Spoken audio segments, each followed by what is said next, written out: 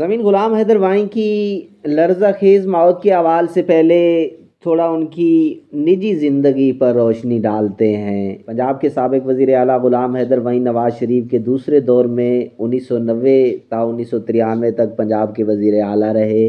پنجاب کی سیاسی تاریخ میں غلام حیدر وائیں واحد وزیر اعلیٰ پنجاب تھے جنہیں تحریک عدم اعتماد کے ذریعے ہٹایا گیا۔ وائیں شہید خدمت انسانیت اور منافقت سے پاک سیاست کے علمدار ہونے کی وجہ سے ظالم جاگیرداروں اور وڈیروں کے لیے وبال جان بن گئے تھے۔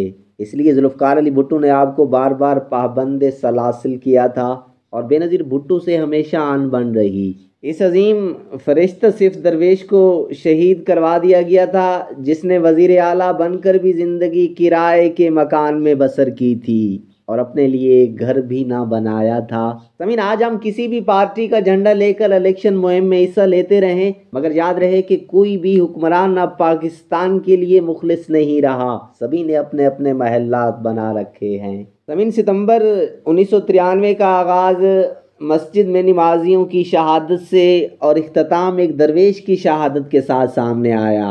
29 ستمبر 1993 کی صبح 9 بجے غلام حیدر وائیں اپنی انتخابی مہم کے سلسلے میں گھر سے روانہ ہوئے۔ ان کے ساتھ ڈرائیور محمد عاشق کے علاوہ ان کے بھانجے خالد محمود اور 2 ساتھی اظہر حسین اور شہد شفیق شیخ تھے۔ پیجارو گاڑی نمبر 7093 میں یہ لوگ سب سے پہلے نصرت پور گئے، جہاں سے 9:45 بجے کے لگ بھگ چک نمبر 12 کی طرف روانہ ہوئے۔ جب گاڑی مٹوالی بھینی پہنچی تو پلی کی ایک طرف گہرا گڑھا نظر آیا۔ یہ گڑھا پچھلے آدھ پون گھنٹے کے دوران وہاں کھودا گیا تھا۔ ڈرائیور نے گاڑی روک لی۔ گاڑی رکتے ہی نزدیک بے آباد جگہ پر گھرے ہوئے درختوں کے پیچھے سے مسلح افراد وہاں آ گئے۔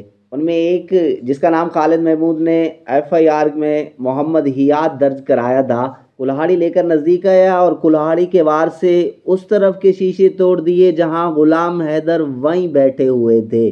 سب سے پہلے محمد زمان خان نے غلام حیدر وائیں کی چھاتی پر پستول سے فائر کیا۔ اسی اثناء میں باقی ملزمان نے اسلحہ کے زور پر باقی لوگوں کو گاڑی سے باہر نکال لیا۔ اس دوران شاید شفیق نے اپنا پستول نکالنے کی کوشش کی تو ملزموں نے زبردستی وہ پستول چھین لیا اور زخمی غلام حیدر وائیں کو گاڑی سے باہر نکال کر گولیوں کی بوچھاڑ کر دی۔ وہ موقع پر ہی جاں بحق ہو گئے۔ ملزمان فائرنگ کرتے رہے اور بھنگڑا ڈالتے رہے۔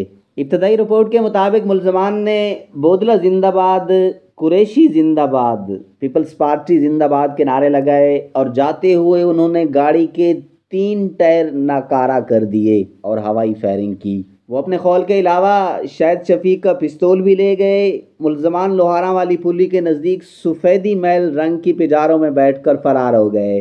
ان کے جانے کے بعد خالد محمود نے اپنے ساتھیوں سے کہا کہ وہ نعش کی حفاظت کے لیے وہاں موجود رہیں۔ وہ خود 10 بجے کے لگ بھگ تھانے پہنچے جہاں ملزمان کے خلاف مختلف دفعات اور 427 تجرات پاکستان کا مقدمہ درج کرایا۔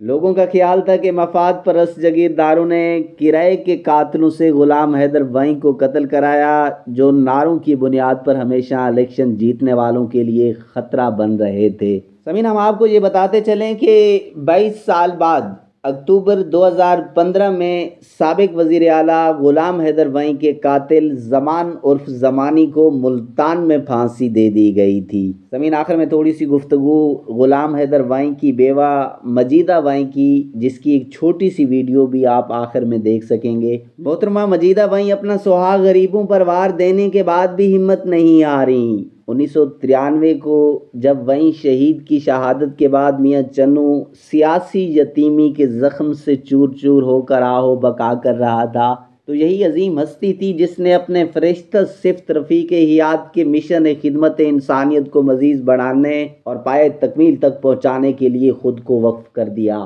آپ نے اپنے عظیم شعور کے نقش قدم پر چلتے ہوئے غریب عوام کی سرپرستی اور خیر خواہی کو خود پر لازم کر لیا تھا۔ صبر و استقامت اور ہمت و جرأت سے مالا مال محترمہ مجیدہ وائیں نے حق جان نشینی ادا کر کے دکھا دیا۔ 97 اور 96 کے انتخابات میں 20,000 کی بھاری برتری حاصل کر کے ممبر قومی اسمبلی منتخب ہوئیں۔ اس کے بعد 1998 کے بلدیاتی انتخابات میں وائیں شہید گروپ نے مجیدہ وائیں کی مدبرانہ اور دانشمندانہ قیادت میں ضلع خانہ وال کی چیئرمینی بھی حاصل کی۔ جو کہ عوامی حلقوں میں محترمہ مجیدہ وائیں کی مقبولیت اور عوام کے دلوں میں ان سے بے پناہ عقیدت کا منہ بولتا ثبوت تھا۔ سامعین، آخر میں آپ محترمہ مجیدہ وائیں کی ایک چھوٹی سی ویڈیو دیکھ لیجئے جو مریم نواز سے مل رہی ہے۔